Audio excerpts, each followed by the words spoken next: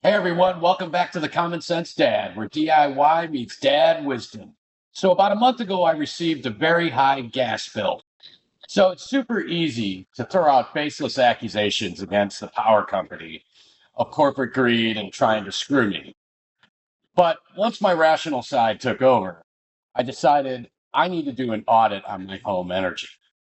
So in this video, what I want to do is show you 6 key areas that you should look at that are going to help you cut down your energy costs and make your home more efficient.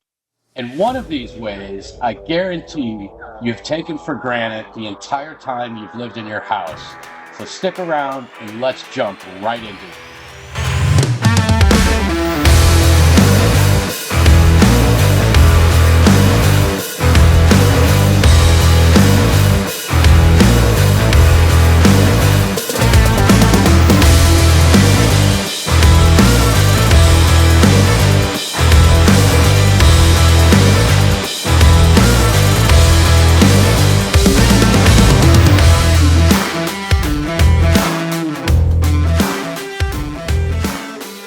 All right, so the first area you want to look at is your insulation.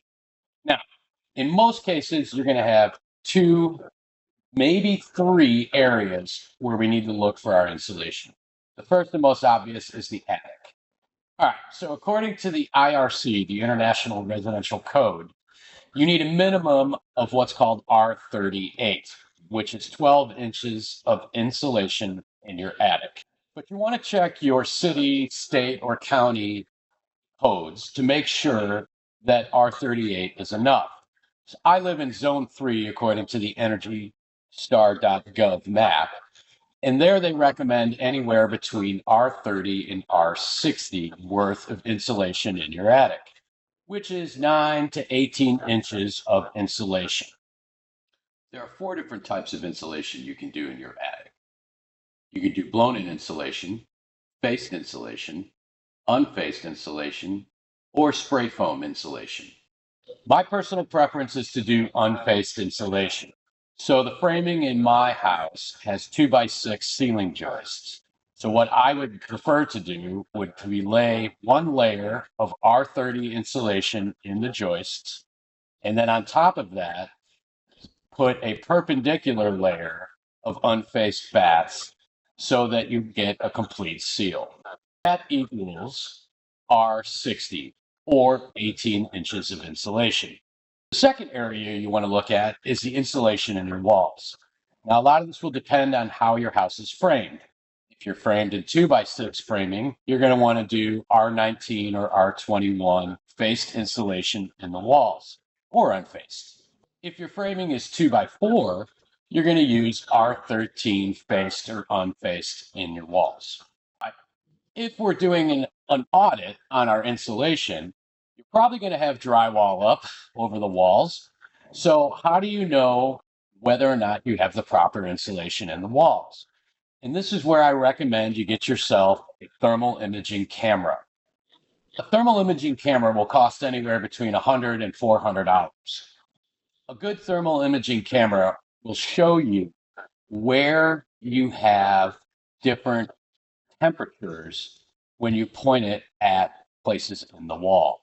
It'll show you where your leaks are or where you may not have enough insulation.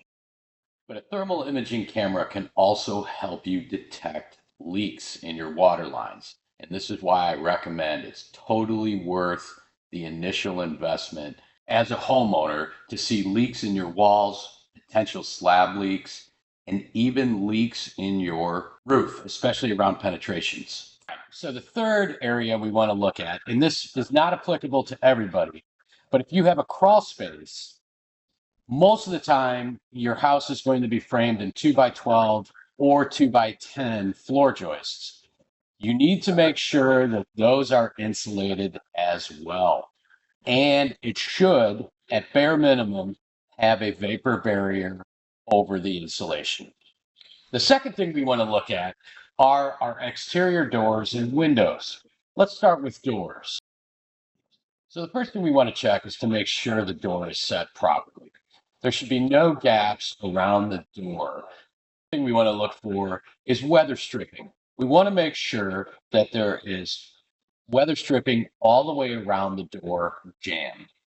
We also want to make sure that the bottom of the door has a weather seal on it, or what's called a sweep. Now, if you're installing a new exterior pre-hung door, when we set it, we want to make sure that we fill that space between the exterior of the door frame and the studs with insulating foam or insulation. All right, so now let's talk about windows. There are a couple of things we want to look for on our windows. The first thing we want to look for is an interior caulk seam. That seam should be seamless. Likewise, we want to look at the exterior seal around the window. So if you have brick or cement fiber siding, you want to be able to use a concrete caulk to caulk those in. If it's wood siding, just standard caulk. All right, so the second thing we want to look at are the seals on the window. If the seals are broken, you're going to see moisture buildup and or some variation of cloudiness in the window. If you see that, that's a sure sign that that window needs to be replaced. If you're going to replace windows, it doesn't really matter which material you're going to use because that's dependent upon your house, whether or not it's vinyl, aluminum, or wood. The most important thing you want to be looking at is to make sure you get the dual insulated argon gas sealed double pane windows. All right, for our third thing, we want to inspect our ducts. Now, this is something we take for granted. Most of us never even consider inspecting our ductwork. But there are three things that we want to look for when we're inspecting our ducts. So the first thing that we want to look at is whether or not the duct is pulled tight enough. So if there's a little too much flex in your flex duct, what can happen is the hot air or cold air gets caught up in the ridges and doesn't blow through all the way to the register. So we want to make sure that those ducts are pulled fairly tight, not super tight, just tight enough. Second thing that we want to look for is to make sure that the ducts are connected properly to the plenum off the collar and connected properly to the register itself. So the way flex duct works is there's an interior lining, which is the plastic duct. That needs to be zip tied around the collar stay on both the register and the plenum. And then on top of that, you pull the insulation to cover that, and that needs to be zip tied on the back side of the collar stay on both the register and the plenum as well. You want to make sure that all your ducts are connected properly. Once you've done that, let's move on to the third thing. The third and most important thing is you want to make sure that all of your duct is insulated. So I've seen this in some cases where there's a 1 foot, 5 foot, I've even seen a 15-foot run where there's no insulation around the duct. Your duct needs to be fully insulated from the plenum all the way to the register. All right, so the fourth thing we want to look at is the age and serviceability of your HVAC unit. So the average age of an HVAC unit should be anywhere between 12 and 17 years. But there are things that we can do to prolong its life by doing regularly scheduled maintenance. All right, so here are a few things that you can do by yourself to help ensure the longevity of your HVAC units. The first thing you want to do is make sure you regularly check your air filters and replace them. So I live in the South. So during the summertime, I change my air filter at least once a month.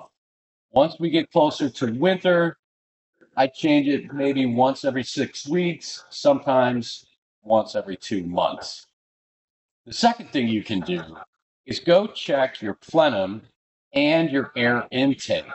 What you want to do is run your fingers along the corners of the sheet metal plenum and intake. You want to make sure that all the mastic is covered completely and there's no leaks. If you find a leak, What you can do is call your service tech to come out and put new mastic on it, or you can attempt to fix it yourself by adding mastic and or duct tape around it. Performing this simple task will help reduce your energy bills quite a bit. And this is an area that's often overlooked. All right, so the fifth thing we want to look at is to check our appliances and fixtures. So let's start with fixtures. What I mean here is basically your light bulbs, right? If you're like me, you love incandescent lights. You can't even buy an incandescent light bulb anymore unless it's on the black market.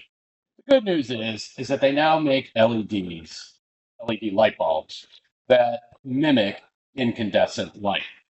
They're a little bit more expensive, but they last for a very, very long time. And more importantly, they are extraordinarily energy efficient. As the light bulbs go out, replace them. Do not go out and spend $500 on new light bulbs for the entire house because you're going to see maybe a 26 cents savings over the course of a month. The second thing we want to look at is our appliances. As our appliances go out, replace them with Energy Star rated appliances. The same rule applies for appliances. There's no need to go replace them all at once because the reality is that they're maybe going to save you $20 to $40 a year. So just replace them as they need to be replaced.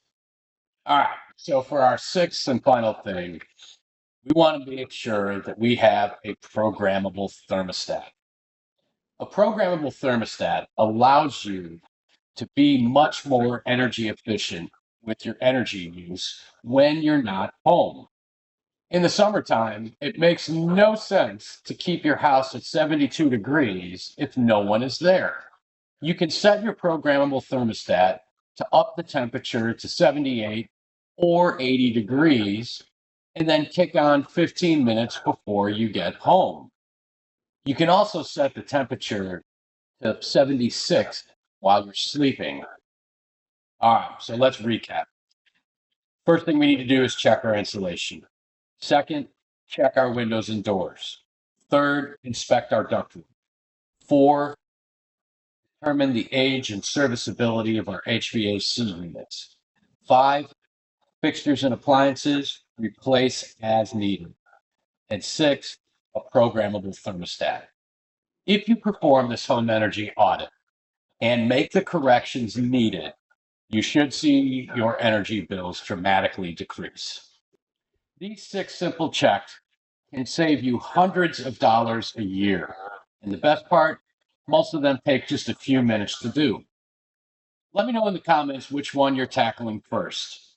If you enjoyed this video, make sure you hit the like and subscribe button, and we'll see you next time here at the Common Sense Dad. Take care, everyone, and happy fixing.